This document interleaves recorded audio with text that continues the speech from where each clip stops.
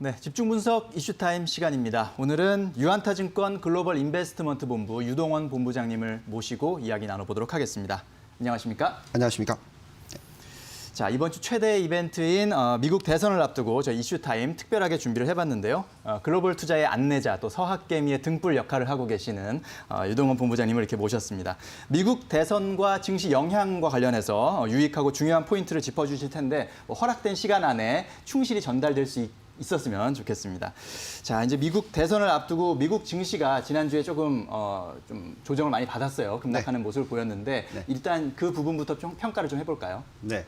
자, 지난주 하락폭이 상당히 컸었습니다. 네. 지금 보시면 다우존스가 6.5% 하락했고 S&P도 5.6%, 나스닥도 큰 폭의 하락이 일어났고요. 또 중소형주 하락폭은 거의 7% 가까이 일어났으니까 상당히 많이 일어났죠.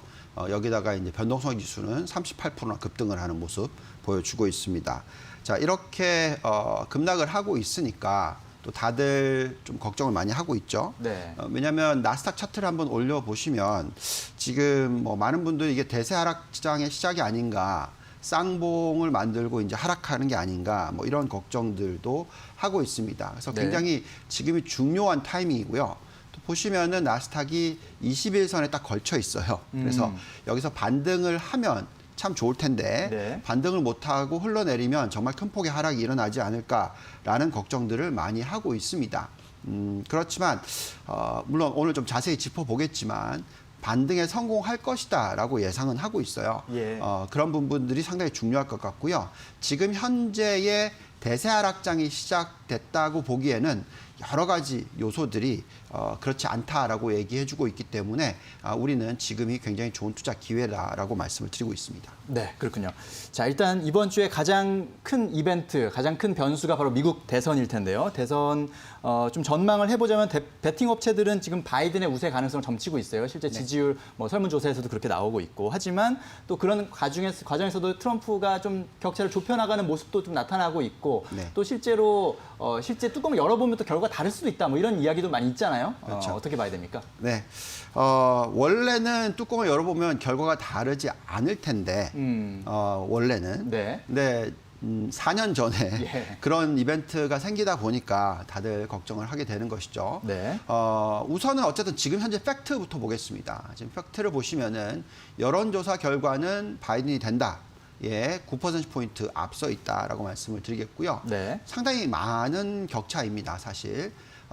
지금 바이든 지지율이 52%, 트럼프 지지율이 43% 정도 되고 있고요. 그런데 2016년 때, 4년 전이었죠. 클린턴이 트럼프와 격차가 한 2.1%포인트 정도 됐었습니다. 그것도 많은 사람들이 이 히든 보트라고 하죠. 숨겨진 지지층. 이게 트럼프가 한 4에서 6% 정도 된다. 이런 얘기가 있어요. 그렇다 보니까 그런 부분이 지난 4년 전에 반영이 돼서 실질적으로 이 초접전 지역에서 승리를 하면서 당선이 됐죠. 근데 투표 수로 따지면 사실은 힐러리가 더 많이 받았습니다. 그래서 결국은 이 대선의 방향이 좀 다르잖아요, 우리나라하고. 그렇죠. 그렇다 보니까 방법이 다르다 보니까 이런 현상이 나타났습니다. 그런데 지금 현재의 지지율 차이가 워낙 좀 많이 나다 보니까 다들 베팅 사이트에서는 바이든이 이길 가능성이 높지 않느냐 이런 얘기를 합니다. 그런데 궁금한 부분은 결국 또 이 초접전 지역이 어떻게 될지 하는 부분이겠고요. 그런데 중요한 것은 누가 당선이 되던 간에 미국의 방향 자체가 좀 어떻게 바뀔까 하는 부분도 중요한데요. 지금 트럼프 대통령이 당선되고 나서 미국에 대한 우호적인 지지층, 그러니까 미국 자체가 아니라 다른 국가들, 주변 국가들의 우호국들의 이 지지율이 정말 급락을 했습니다. 숫자가 지금 보면은 아무리 높아야 50% 조금 넘고요. 대부분은 상당히 낮은 숫자가 나오고 있어요. 그래서 이런 부분들에 있어서 대선이 지나고 나서 좀 우호적으로 변하지 않을까라는 좀 기대는 저희는 갖고 있습니다.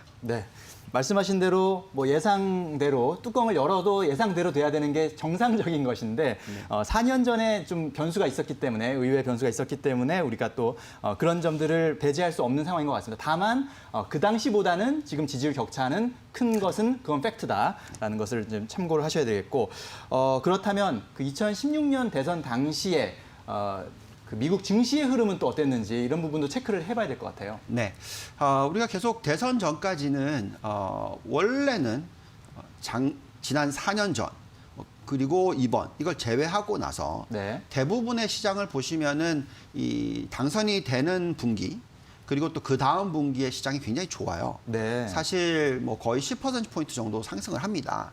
그런데 지난번 4년 전에도 그렇고 지금도 그렇고 시장이 오히려 변동성이 생기고 있어요. 네. 가장 큰 이유는 그만큼 불확실하기 때문에 그렇다라고 말씀을 드리겠습니다. 그래서 2016년의 대선 흐름은 어떻게 나왔냐면 힐러리가 앞서가긴 했었지만 사실 그 격차가 크지 않았기 때문에 지난 그때의 2달 동안 9월 달, 10월 달 그때에 한 5% 정도의 주가 조정이 일어났었고요. 예. 또 실질적으로 트럼프 당선이 예상 밖의 결과였지 않습니까? 그렇죠. 그러다 보니까 주가는 그날 하루에 6.4%나 폭락하는 현상. 물론 세금 인하라는 정책 얘기들이 나오면서 기대속에 다시 반등을 하긴 했고 일시적인 변동성을 야기하기만 했었습니다만 네. 어쨌든 대선 전까지는 이런 변동성을 만들어주고 있습니다.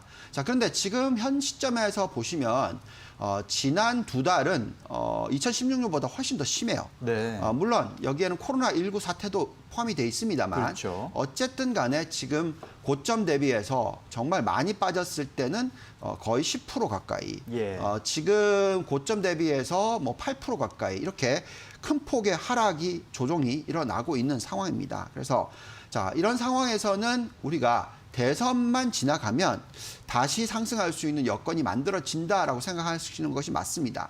그런데 다만 그 반등하는 시기가 바로 대선이 끝나고 일어날 거냐 아니면 또 트럼프가 끝까지 가보자 그러면서 나 불복할래 네. 이렇게 되면 또 1월까지도 변동성이 일어날 수도 있습니다. 어쨌든 지금 현재 시점에서의 변동성은 어쩔 수 없습니다. 그렇지만 대선의 결과가 어쨌든 간에 내년 1월에는 결정이 나니까 그러고 나면은 시장이 굉장히 큰 폭의 상승을 할 수 있는 여건을 만들어준다라고 판단하고 있습니다. 네. 자, 이제 본론으로 좀 들어가야 될 것 같은데요. 결국은 이제 우리 투자자 여러분들은 이게 시장에 어떻게 영향을 받는지 이런 부분들이 제일 중요한데 미국 대선이라는 이제 불확실성이 해소가 된다면 이후에 증시는 어떤 모습을 보일지, 뭐 반등을 기대해도 좋을지 이런 부분들에 대한 좀 의견을 들어보고 싶습니다. 네, 충분히 그럴 가능성이 높다라고 생각합니다. 네. 반등의 폭도 제법 클 수도 있습니다. 4년 전에 트럼프가 당선이 되고 나서 첫 1년 동안 자그마치 증시가 19%나 상승을 했어요. 네. 네. 물론 이번에는 좀 틀립니다. 왜냐하면 법인세를 인상할 거다라는 우려가 있기 때문에 시장의 상승폭이 좀 덜할 수는 있습니다만 어쨌든 지금 또 많이 빠져줬기 때문에 네. 반등할 수 있는 여건이 있습니다. 우리가 지금 들여다보는 한 6가지 지표들을 가지고 요소들을 가지고 시장이 얼마나 매력적인지를 좀 보는데요. 우선은 이제 밸류에이션을 놓고 말씀을 드리면 저희가 돌려보는 잔존가치 모델상의 상승 여력을 계산을 했더니 다우존스가 지금 현재 17%, S&P가 12%, 나스닥이 22.2%, 러셀 2000 중소형주는 20%. 네. 이 정도의 상승 여력이 남아 있다라고 앞으로 6개월에서 1년 동안 상승할 수 있다라고 나타납니다. 여기서 이제 법인세 인상 가능성도 이미 시장에 제법 많이 반영이 됐다라고 생각하시는 것이 좋겠습니다. 네. 자, 그다음에 유동성을 한번 보겠습니다. 정말 이 유동성 지표를 보고 있으면 시장은 올라갈 수밖에 없다. 보통 저희가 유동성 지표 중에서 특히 M2 증가율을 중요하게 생각하는데요. 네. 저 숫자가 지금 24%입니다. 네. 그러니까 역대 최고치고요. 과거 역대 최고치 2배 수준이니까 그렇다면 과거의 상승폭보다 훨씬 높지 않을까라는 좀 기대를 가지고 있고요. 그다음에 이제 경기 선행 지수를 한번 보면은요. 지금 경기 선행 지수가 폭락을 했었죠. 당연히 코로나 때문에.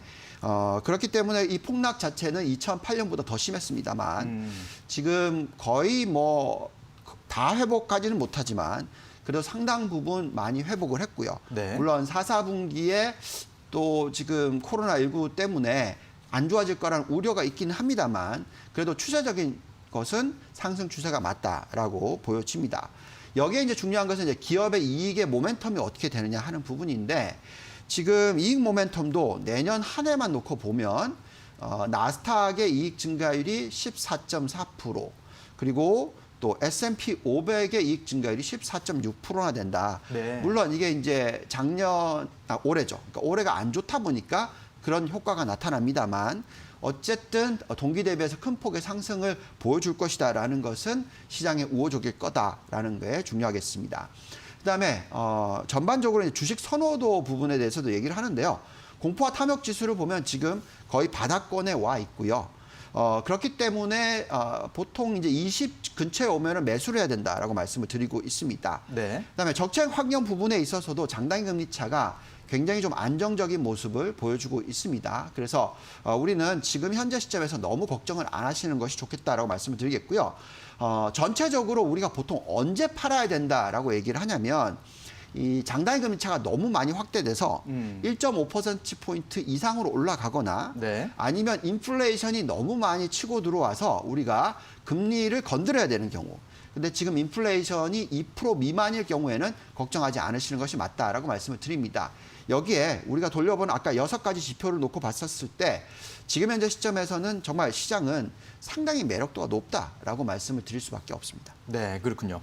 뭐 밸류에이션 측면이나 이익 모멘텀 또 유동성 측면에서는 상당히 지금 긍정적으로 볼 수밖에 없는 상황이고 뭐 경기 선행 지표나 주식 선호도 측면에서도 역시 긍정적. 네. 다만 정책 환경적인 측면에서는 조금 이제 중립적인 지금 상황인 것 같습니다. 자, 이제 두 번째 포인트인데요. 이 코로나19 재확산이라는 또 변수가 남아 있어요. 이름에 따라서 경기 더블딥 가능성도 제기가 되고 있거든요. 이 부분에 대해서는 또 어떻게 봐야 됩니까? 네. 사실 코로나에 대해서 예측하기는 상당히 어렵습니다. 네. 뭐 그나마 과거에 1919년에서 뭐 20년 이때 일어났던 이 스페인 독감 뭐 이 정도로 비교를 할 수는 있겠는데 어쨌든 지금 우려스러운 건 사실이에요. 한번 보시면은 코로나19 신규 확진자 수가 지금 거의 56만을 돌파를 했다 하루. 그러니까 이런 숫자는 정말 높은 숫자죠. 예. 그래서 이게 확연하게 지금 2차 웨이브가 일어나고 있다라고 보여집니다. 그런데 다행스러운 부분은 저렇게 확진자 수가 늘어나는데 사망자 수 증가폭을 한번 보실까요? 그렇게 크게 변하지 않아요. 그렇군요. 그러니까 결국은 치사율이 점점점 떨어지고 있다라는 부분이 되겠습니다. 네. 그래서 이게 점점 독감화되는 게 아니냐 뭐 이런 생각이 들기도 하고요. 물론 백신이 금방 나오기는 어렵습니다만 그래도 자연치유나 앞으로 1년 뒤 이맘때쯤 되면 거의 독감화되지 않았을까라는 생각이 듭니다. 그래서 일시적으로는 어떤 악영향을 받을 수 있겠죠. 왜냐하면 지금 유럽 쪽에서 락다운을 한다는 뭐 독일이나 프랑스 쪽에서 그런 얘기가 나오고 있다 보니까 이런 부분을 감안하면 시장이 좀 4, 4분기에 경기가 안 좋아질 수 있는 우려 때문에 변동성이 일어날 수도 있습니다. 그렇지만 과거에 스페인 독감이 있었던 1918년 그리고 1919년도에는 미국 증시가 거의 50% 이상 급등을 했어요. 그래서 네. 그런 부분을 감안한다면 일시적인 락다운이다라고 생각한다면 경기 둔화가 아주 크게 과시화되면서 큰 폭의 급락장이 나오지는 않을 것이다. 즉 더블딥은 일어나지 않을 거다라고 생각하고 있습니다. 네, 그렇군요. 자, 이제 세 번째 포인트를 짚어볼 텐데 그렇다면 경기 회복의 시점, 경기 회복에 언제 진입할 것이냐 이런 부분들도 많이 궁금해하세요. 어떻게 보고 계십니까? 네, 이게 지금 문제가 되는 게 결국 코로나19 때문에 그런데요. 지금 돈의 강도, 그러니까 풀어놓은 강도, 또 그리고 이 재정 정책의 규모를 계산하면 정말로 시장은 이미 반등을 했었어야 돼요. 네. 경기는 그만큼 반등을 했었어야 됩니다. 그런데 지금 아직까지 일어나고 있지는 않습니다. 그래서 우선 어느 정도 풀었는지 한번 볼게요. 네. 글로벌 GDP의 지금 약 13% 정도 수준의 재정을 풀었습니다. 예. 여기에 또 추경으로서 1.8조에서 2.2조 달러 정도를 풀 거다라고 재정 정책을 얘기를 하고 있습니다. 그다음에 지금 정부 부채 나누기 GDP 비율을 보시면은 파란 선이 선진국이고 빨간 선이 신흥국인데 지금 과거의 2차 세계대전 이후 보다도 더 높은 숫자까지 올라가 있어요. 그만큼 정말 많이 풀고 있습니다. 그렇군요. 그래서 재정 정책과 통화 정책을 두 개를 더해서 GDP에 어느 정도까지 지금 풀어놨느냐라고 보시면은 지금 확연하게 2차 세계대전 이후보다도 훨씬 더 높은 숫자. 네. GDP로 계산하면 자그마치 35% 숫자. 여기에 이제 추경이 들어가잖아요. 이 추경이 만약에 통과가 되면 미국 GDP의 약 8에서 10% 정도 되거든요. 정말 또 엄청난 규모가 들어갑니다. 네. 자, 그러면 전체의 40%도 뚫겠죠. 자, 이 정도로 풀리는데 시장이 회복 못한다. 즉 경제가 다시 회복 못한다라고 얘기는 할 수 없어요. 예. 그렇기 때문에 결국 굉장히 중요한 것은 타이밍. 어느 시점에서 풀릴 것이냐 하는 부분이고요. 네. 그게 대선이 지나면 아마도 통과가 되겠죠. 자, 그러면서 경기가 부양이 되고 이런 경기 부양 쪽은 아무래도 중소기업이나 저소득층 쪽으로 많이 풀리게 되니까 전체적인 경기 회복, 그러니까 U자형 회복이 나타날 수도 있다라고 생각하고요. 여기에 이제 중요한 요소는 이제 달러가 어떻게 움직일 거냐 하는 건데 저희가 판단할 때는 이렇게 돈을 많이 푼다 하더라도 미국의 달러가 초약세로 가지는 않을 거다라고 예상하고 있기 때문에 결국 글로벌 증시는 상승할 확률이 높다 생각하고 있습니다. 네, 그렇군요. 자, 이제 뭐 결론이라고 봐도 될 것 같은데요. 조정받고 있는 미국 증시에서 이런 상황을 투자 기회로 삼아도 될지 고민하시는 분들도 많아요. 실제로 뭐 그렇게 보실 수도 있고 그렇다면 거기서 이제 판단할 때 또 중요한 부분은 어디에 그러면 투자를 해야 될까 이런 부분이거든요. 이런 부분에 있어서 좀 조언을 해주시면 좋을 것 같은데요. 네, 사실 상당히 헷갈릴 수밖에 없습니다. 왜냐하면 누가 될지 모르는 상황에서 어떻게 보면은 경기가 회복을 하는 타이밍도 잘 모르겠고요. 네. 만약 경기가 회복을 하는 타이밍을 정확하게 안다면 우리는 여기에 중소형주를 많이 사야 되겠죠. 가치주에 대한 투자를 해야 됩니다. 왜냐하면 금리가 올라갈 거니까. 네. 근데 그렇지 않고 계속적으로 좀 이 집중적인 현상, 즉 대형주들이 잘 가는 현상 이런 게 일어나면 시장은 또 우리는 계속적으로 성장주 위주의 투자를 해야 됩니다. 그렇지만 정확한 정답이 없어요. 그래서 우리는 누가 되든 간에 투자할 만한 쪽을 찾아봐야 된다라고 말씀을 드리고 있고요. 예. 그게 가장 대표적인 것이 신재생 에너지와 5G 업종이라고 생각을 합니다. 네. 물론 일부에서는 트럼프가 이 당선이 되게 되면 신재생 에너지에 대해서는 관심이 없을 거다. 뭐 이런 생각들을 하십니다만 실제는 그렇지 않을 것 같아요. 왜냐하면 이미 트럼프 대통령도 기후변화가 일어나고 있다라고 인정을 했고요. 예. 다만 누구의 잘못이냐 이 부분에 있어서 자기의 잘못이 아니라 중국이고 인도다 이렇게 예. 얘기를 하는 것이고요. 네. 그렇지만 제가 볼 때는 결국 당선이 되면 이 신재생 에너지를 부양할 수밖에 없다라고 판단합니다. 그래서 지금 이제 시가총액 개념으로 좀 보시면은 지금 신재생 에너지에 대해서 굉장히 관심이 많이 늘어나고 있다라고 보여지고요. 네. 가장 대표적으로 신재생 에너지가 아닌 엑산모빌과 그다음에 신재생 에너지 관련된 넥스트에라라는 종목의 시총이 이제 바뀌기 시작했어요. 규모가 확실하게 지금 그만큼 관심이 늘어나고 있고요. 예. 그다음에 신재생 에너지 중에서 가장 큰 태양광 관련된 ETF를 보시면 네. TAN이라고 있는데요. 트럼프가 당선이 되고 나서의 수익률이 별로 좋지가 않았었어요. 네. 차트를 쭉 그어보면. 그렇지만 최근 1년을 보시면 자그마치 260% 이상 급등을 했습니다. 예. 그만큼 지금 상승폭이 굉장히 가파라지고 있고요. 과거의 상승 추세에 이어지고 있다라고 보여집니다. 네. 근데 종목 고르기에 상당히 어렵다고 생각하시면 그냥 대표 ETF를 사시면 이 업종의 성장에 대해서 굉장히 기대를 가지시는 것이 좋을 것 같고요. 대부분의 상승 여력이 이런 신재생 에너지의 상승 여력이 석유 에너지 관련된 ETF보다 훨씬 매력도가 높다라고 판단이 들고요. 포트폴리오 상으로는 글로벌 투자에 있어서 이 신재생 에너지 관련된 종목들의 한 20% 정도를 투자하는 것이 좋다라고 말씀을 드리겠고, 뭐 대표 종목으로는 뭐 중국의 다촌 에너지라든지 한국의 하나솔루션 등이 있습니다. 네.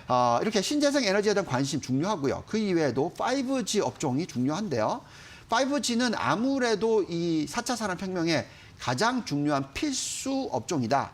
인프라를 투자를 해야지만 자율주행도 할 수 있는 것이고 뭐 신재생 에너지 부분에 있어서 연결이 될 수 있고요. 여러 가지 부분에 있어서 이 5G는 중요하다라고 말씀을 드립니다. 그래서 그 투자 방법에 있어서는 5G ETF인 FIBG를 투자를 하거나 네. 미국 대표 종목인 퀄컴에 투자를 하는 것이 좋겠고, 안타깝게도 중국에는 화웨이가 있는데 비상장이니까 어렵기 때문에 결국 투자를 하시는 것이 좋겠습니다. 네. 자, 이제 이번 주 미국 대선 이제 코앞으로 다가왔습니다. 하지만 여러 가지 불확실성과 변수가 있지만 결국 투자자 여러분들은 누가 되더라도 뭔가 유망한 그런 종목들, 업종을 선택하는 것이 중요하겠죠. 그런 점에서 신재생 에너지와 5G가 좀 유망할 것이다라는 의견 끝까지 참고를 해보아야 될 것 같습니다. 자, 오늘 유동원 본부장님과 함께 미국 대선과 관련해서 또 증시 영향 여러 가지 이야기 살펴봤는데요. 말씀 잘 들었습니다. 감사합니다. 감사합니다.